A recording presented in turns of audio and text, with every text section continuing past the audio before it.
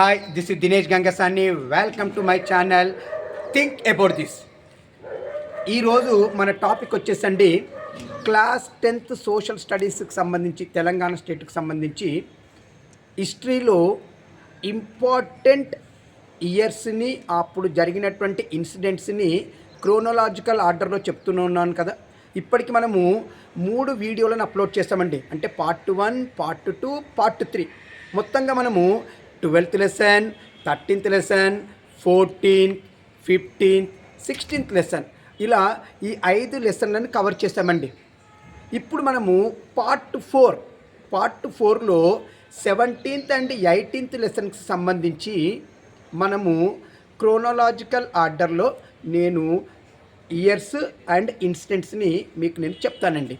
మరి ముందుగా ఇందులో చెప్పుకోవాల్సింది 1952 15th డిసెంబర్ 1952 15th డిసెంబర్ అండి.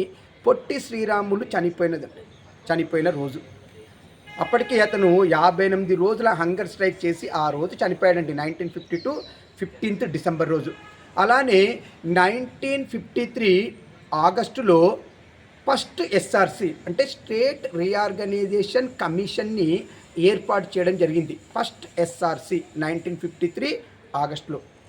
అలానే 1956లో the state reorganisation act was passed in parliament. 1956లో the states reorganisation act was passed in parliament. ఇది కాకుండా ఇంకొకటి అంటే ఇక్కడ యుద్ధాలకు సంబంధించి 1948, 1965, 1971 అండ్ 1999 ఈ 4 అండి. 1948, 1965, 1971 అండ్ 1999 ఈ 4 ఇయర్స్లలో మనము పాకిస్తాన్తో యుద్ధం చేయాల్సి వచ్చిందండి. ఈ 4 యుద్ధాలలో కూడా ఇండియానే గెలిచింది. ఓకేనా. Next 1962 India and China war. 1962 India and China war.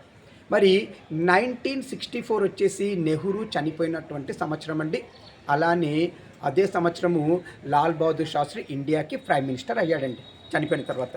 అలానే 1971 స్విట్జర్లాండ్లో ఉమెన్స్కి 1971 నుండే ఓటింగ్ రైట్ అనేది వచ్చిందండి. ఓట్ రైట్ వచ్చింది. రైట్ టు ఓట్ అనేది 1971 నుండే రావడం జరిగిందండి. ఎక్కడ? స్విట్జర్లాండ్లో.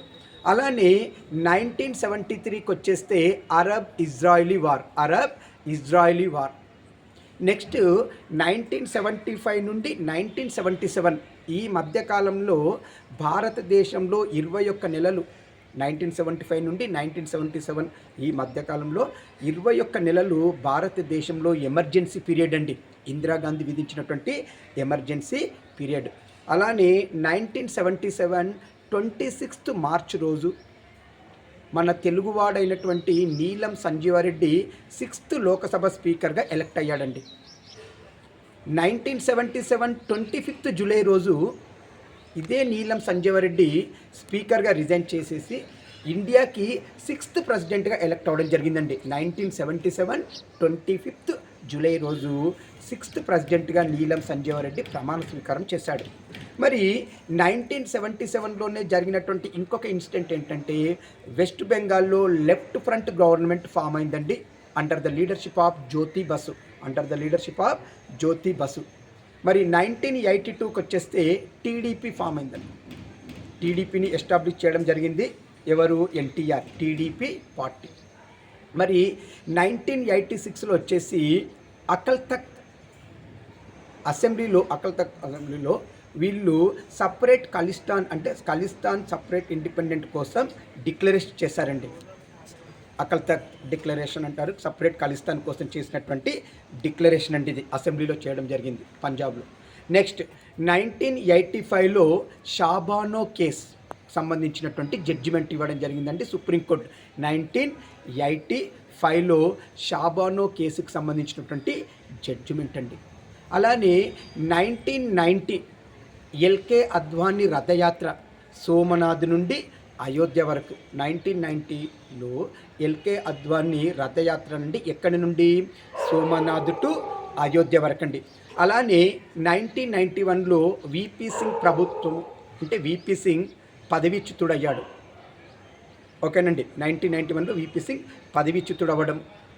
మరి 1992 ఇయర్లో మన తెలుగువాడు, అందులో మన తెలంగాణ వాడైనటువంటి పివి నరసింహారావు, ఇంకా చెప్పాలంటే మొట్టమొదటి సౌత్ ఇండియా ప్రైమ్ మినిస్టర్ అండి.